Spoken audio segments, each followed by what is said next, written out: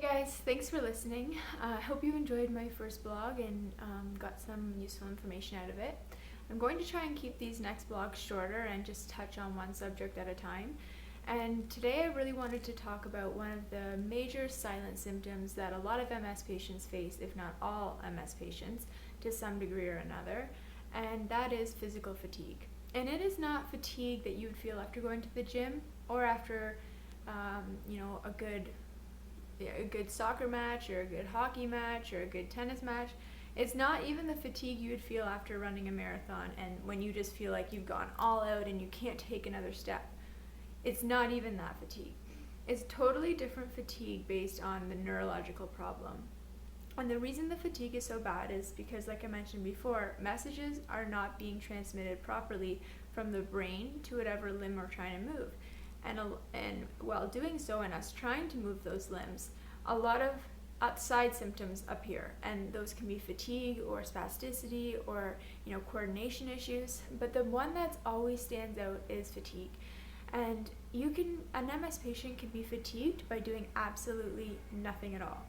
I'm fatigued from the moment I wake up, and it gets worse as the day progresses, and I'm sure a lot of MS patients can relate to this.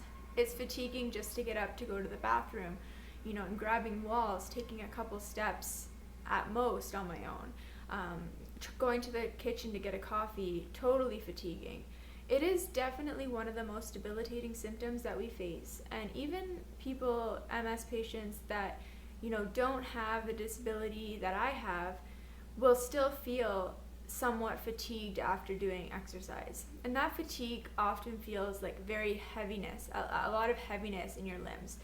For me, it's like my legs have been, just strapped, like weight strapped onto my legs, like 10 pounds, sometimes 15 pounds. Sometimes I swear to God there's 500 pounds of weight on my body, and it's not just my legs, it's my torso too. And, while we're trying to do those simple tasks, while I'm walking to the kitchen or walking to the bathroom, for me, my body gets tighter and tighter and tighter. And it's not directly, the muscles are what feels tight. But if I was to go and try and stretch them, I'm very flexible. You would see no muscle tightness in my legs, because that muscle tightness is coming from the neurological issue that stems from the central nervous system in the brain along the nerve lines, like I talked about in my first post. And oftentimes it's so brutal that you're walking to the bathroom, and I remember just thinking like, oh my gosh, my body is just gonna collapse, and it's getting worse, and my legs are so heavy I can barely move them, and I'm swinging them side to side, out of breath by the time you get to the bathroom. And there are times where I've just crumbled to the ground. And if I haven't crumbled to the ground, I'm gripping for dear life onto a wall or something in front of me just to remain upright. And that's after doing nothing. That's not after doing a workout or exercise or anything. So then when you put exercise into the picture, and we discuss, MS with physical fatigue, and physical exercise that causes that physical fatigue, it's definitely a topic that's not easily understood or easily explained, for that matter. And people can see me and they'll say they can see that I have weak hamstrings or weak quads, and I have atrophy in my legs, and I can't lift my leg because my hip flexor is weak, and I can't lift my foot because my foot muscles are weak. Well, that the problem stems from the brain, and it relates down to weak muscles. So yes, I try my best all the time to try and do exercises to strengthen those muscles, but it's kind of like pushing a wet noodle uphill.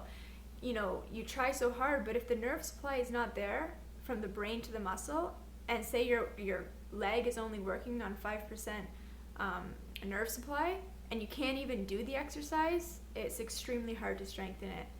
And while you're doing so, while you're trying so hard to do it, you're exerting so much physical energy, and a lot of energy that us MS patients don't have. We don't have a reserve of energy. We're pooped from the beginning. And so if we do something, it's because we're pushing ourselves, because we want to be better, because we want to be stronger, and we want to be that able-bodied person. And we're pushing ourselves probably past the point we should, and it's such a thin line between what's too much, what's too little, what's going to make a difference. And for me, even on my worst days, I always try and do at least 5 squats, 5 sit-ups, and 5 bridges. And it's not much at all, but I've come to the realization it's better than nothing.